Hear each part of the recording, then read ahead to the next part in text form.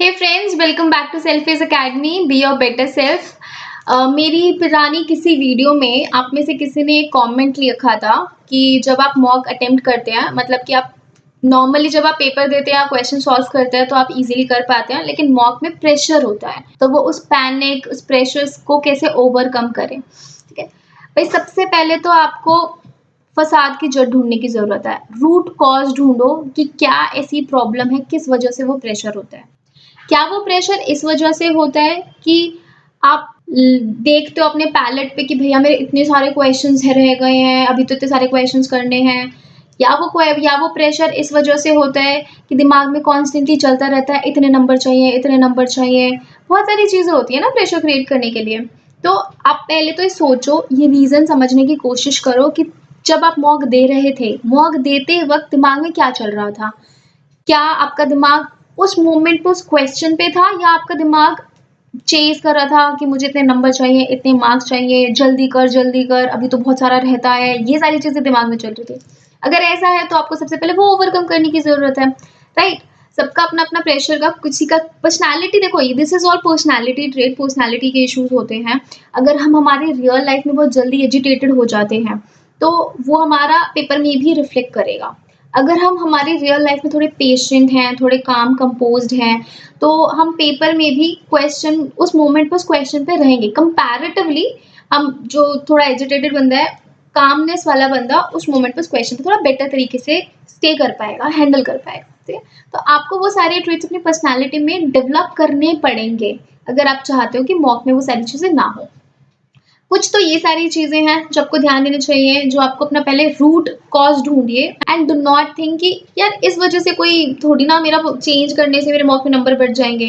ऐसा होता है। अभी आपको ये चीजें बहुत छोटी लग रही हैं, लेकिन ये छोटे छोटे ट्रेड्स ही चेंज करने से आपके क्वेश्चन, मतलब सोचो ना, अगर आप कामनेस ले आए, ठीक है, अब 2-3 क्वेश्चन और अगर एक्स्ट्रा कर पा रहे हो, 2-3 क्वेश्चन का मतलब क्या है, 9-10 नंबर, 9 नंबर। तो अगर आप 9 नंबर पर सेक्शन में, अगर पर सेक्शन मैंने 2-2 क्वेश्चंस भी एक्स्ट्रा कर लिए, तो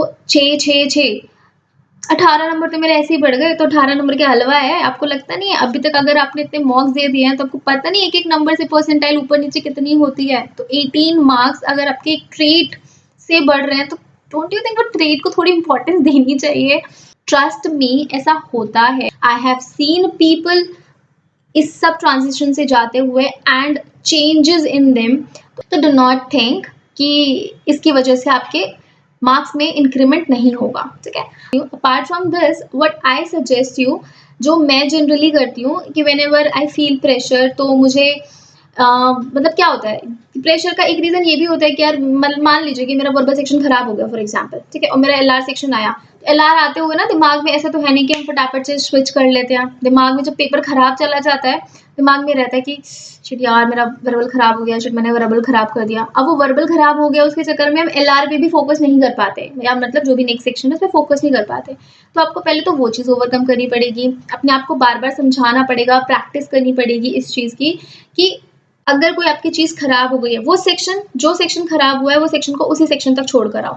अगला सेक्शन इंडिविजुअल सेक्शन है। इनफैक्ट यू शुड थिंक यार अगर एक खराब हो गया तो कोई बात नहीं, उसका कॉम्पनसेशन आपको नेक्स्ट सेक्शन में करना है। बट इसकी वजह से आपको ये नहीं करना है कि आप उसमें सोचो कि यार उसमें इतने खराब हो गए, वो अच्छा नहीं गया, तो इसमें मुझे इतना खींचना है कि भैया।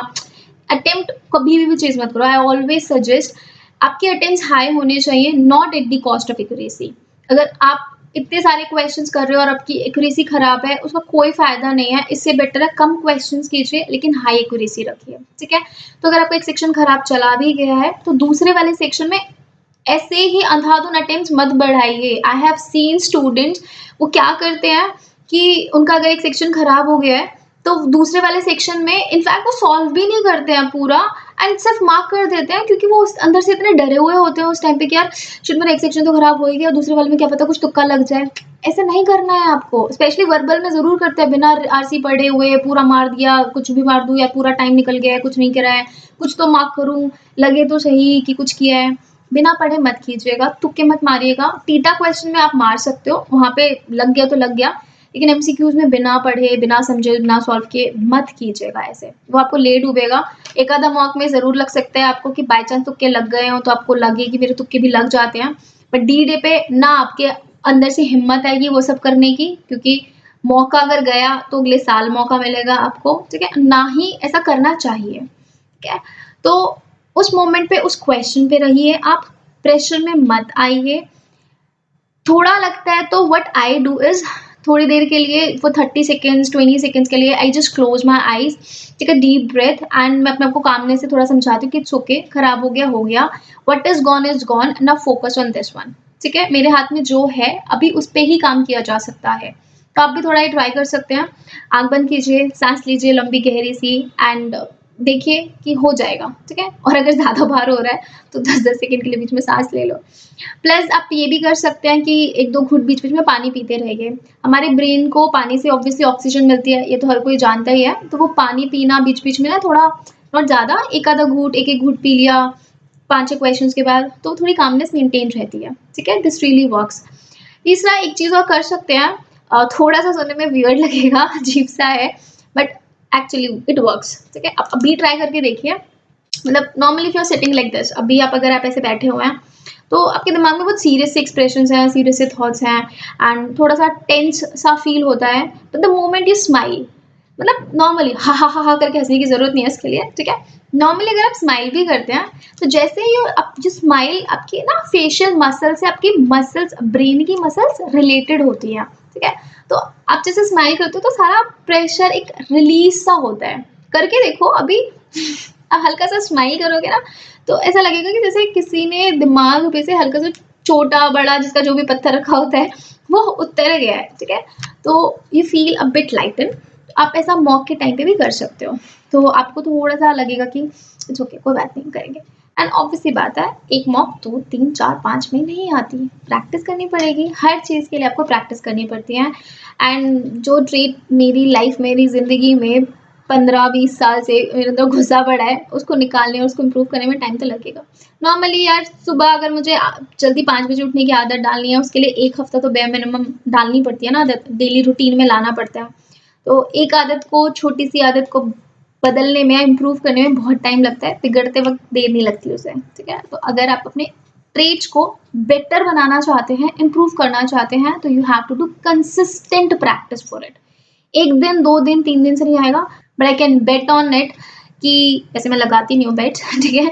बट मैं फिर भी बोल रही हूँ आपको, अगर आप ये बचे हुए जो भी आपके 60 डेज हैं, अगर आप इसमें आप तसल्ली से ये सारे ट्रेट्स रेगुलरली डिलीजेंटली फॉलो करोगे, and what one more thing also मैं सजेस्ट करूँगी आपको, जो भी लोग योगा वगैरह करते हैं, प्राणायाम हो गया, योगा हो गया, अनुलोम विलोम हो गया, भ्रमरी हो गया, थोड़ा सा सुनने में लगता है, बट यार कुछ भी कहो, हमारे जो पहले के ये सब चीज़ें चले आ रहे हैं ना, पुराने ज़माने के योगा और वो सब, ये बहुत बेनिफिशियल होते हैं हमारी लाइफ में।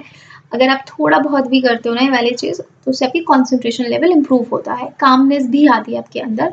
तो ज़्यादा नहीं करना आपने, दिन में 2 बार कर लो, 3 बार कर लो, अपने लिए आप 5 मिनट तो निकाल ही सकते हैं ना, तो अपने लिए जस्ट 5 मिनट्स आप पूरे दिन में थोड़ा सा अनुलोम विलोम, अनुलोम विलोम मतलब इट्स लाइक कि ब्रीदिंग एक्सरसाइज है, उस ब्रीदिंग एक्सरसाइज से जस्ट वॉच योर ब्रेथ।